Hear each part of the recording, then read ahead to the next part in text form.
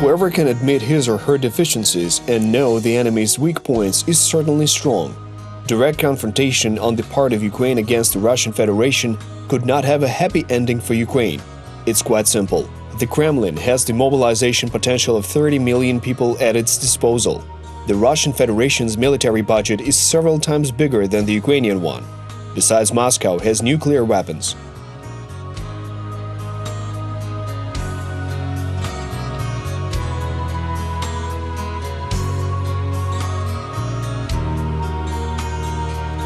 When Ukrainian leaders were fighting for the country's independence, they made every attempt to gain the understanding and support of Western countries as the main consumers of Russian resources and the major source of replenishment for the Russian Federation's military budget.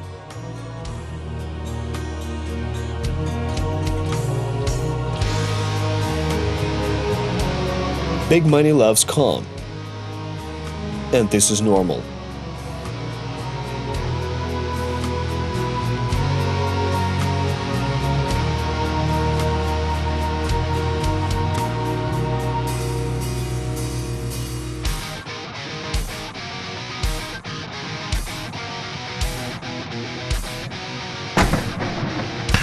You're watching the 45th part of the About ATO The History of War film. In 2014, the Russian Federation committed an act of armed aggression against Ukraine. The war has been continuing for several years. We investigate the course of this war, hot on its heels, tracing the links between military operations, diplomacy, politics, and economics. Действительно, мы проделали очень большую работу. We're trying to understand how it came about and for what purpose. These talks in the Normandy format were held in Minsk on February 11th. The presidents of Ukraine, Russia, and France, as well as the German Chancellor, tried to find a solution to settling the conflict in the eastern Ukraine. In reality, by its very intensity, this diplomatic combat could be compared to the fierce battles that took place around the little-known city of Debaltseve. Russian aggression against the Republic of Chechnya and then the war in Georgia were left without the deserved attention of the world community. Russia managed to create the illusion of justice in these wars through provocations and the effective work of mass media outlets. Simply put, the Russian Federation always justified itself in the eyes of the world community.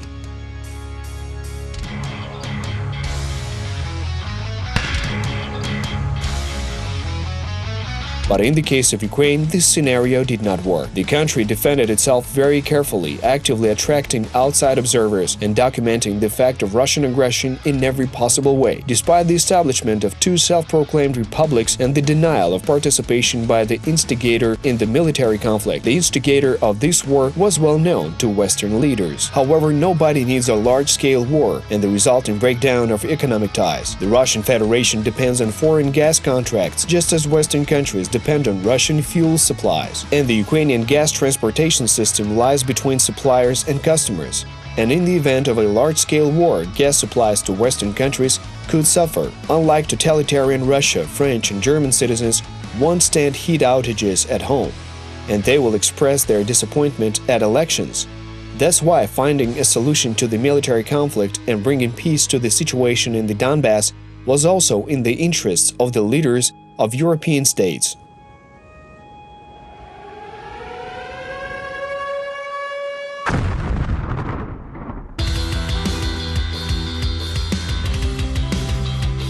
For Europe, a ceasefire means confidence in compliance of gas supply contracts. Any truce was a good opportunity for Ukraine, weakened by Yanukovych's pro-Kremlin regime, to bolster its defenses. As a result, the talks held in Minsk on February 11, 2015, lasted 16 hours. And battles were conducted along the entire demarcation line in the east of Ukraine. On February 11th, one local resident was killed as a result of shelling of residential buildings in Stanitsa Luhanska. One ambulance was completely burned out as a result of shelling, and the local hospital in the town of Shastya was damaged. In the area around the village of Sintanivka, previously called Frunze, a group from the 8th Special Purpose Regiment discovered a terrorist ammunition dump. An effective artillery strike was carried out on enemy positions. On the same day, 3 civilians were killed by shelling from Russian-led militants. Fighting raged in the area of Toretsk and Mariinka. A police regiment of the Azov Battalion led battles in the area of Shirokina and Sakhanka as part of the counterattack. The reconnaissance group of soldiers from the 30th Brigade and 54th Reconnaissance Battalion conducted joint reconnaissance of enemy positions in the area of Lohvinove. Intelligence officers directed artillery fire at militants and hit their positions. In order to deter the enemy's advance towards Bakhmut, forces of the 2nd Company of the 1st Battalion of the 30th Brigade were involved in the military operation. Though the enemy had concentrated its efforts on holding onto the highway, it was in no hurry to advance forward. The final stage of peace talks in Minsk began closer to the evening of February 11th.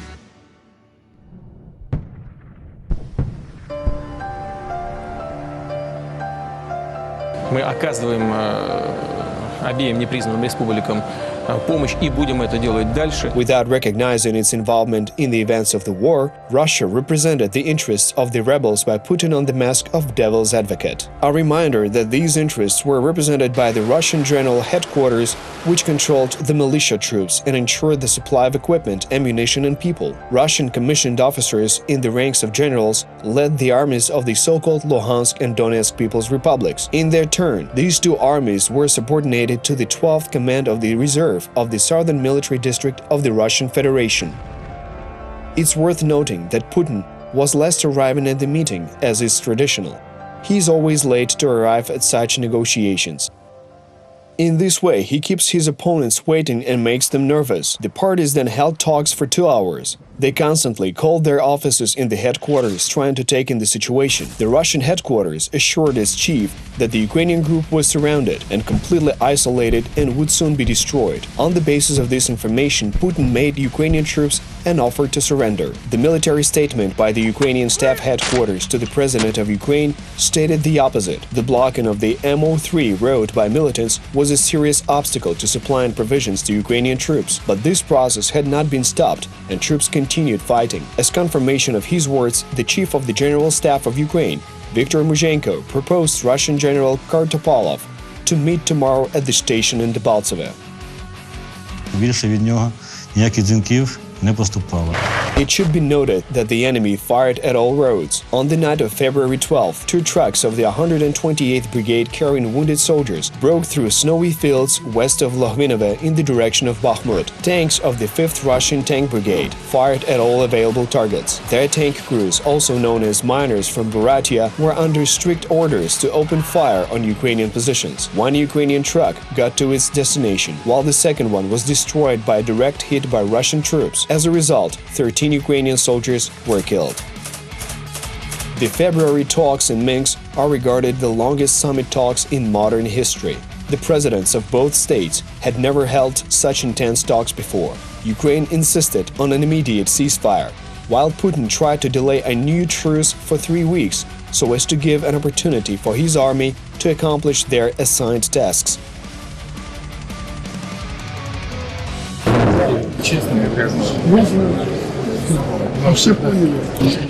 At 7 a.m. on February 12th, the president of the Russian Federation took a timeout. He retired to allegedly meet with the self-proclaimed leaders of the Luhansk and Donetsk People's Republics. Angela Merkel, Francois Hollande, and Petro Poroshenko got no reply from Putin. Putin did not actually hold any talks. At that time, the Russian president was relaxing in a hotel room and just biding his time. Russian terrorist troops had a clear task to destroy or capture the Ukrainian group, to seize Debaltseve and move forward north and west to the borders of the Donetsk and Luhansk regions. Once these goals have been achieved, Putin was ready to fix the borders by concluding a truce. But precisely in line with the theory of hybrid warfare, politicians acted keeping one eye on the success of the military involved.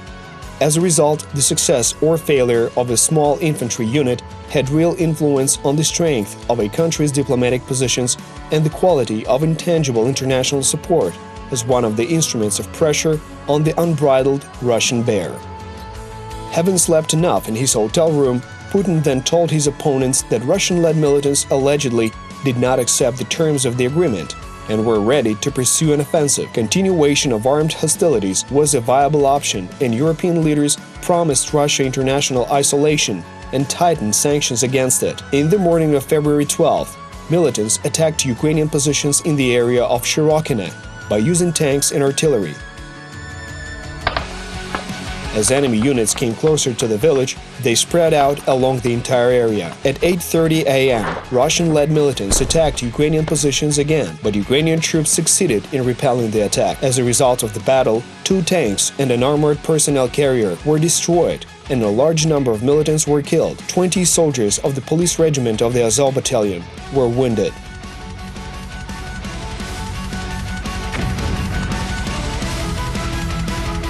At noon, Russian-led militants attacked Pavlopil. Ukrainian troops managed to halt the attack by using artillery fire. As a result, the enemy refused to move forward and retreated. At the same time, a combined unit made up of Ukrainian troops attempted to storm enemy positions in the area of Lohvinove.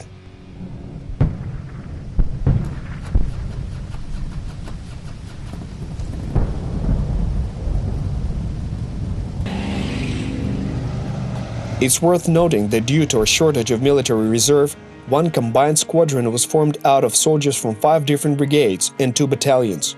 This had a negative impact on interaction between units. As a result of fighting, the enemy lost up to 8 tanks. 3 of them were destroyed by crew of a future hero of Ukraine by the name of Vasil Bozhok.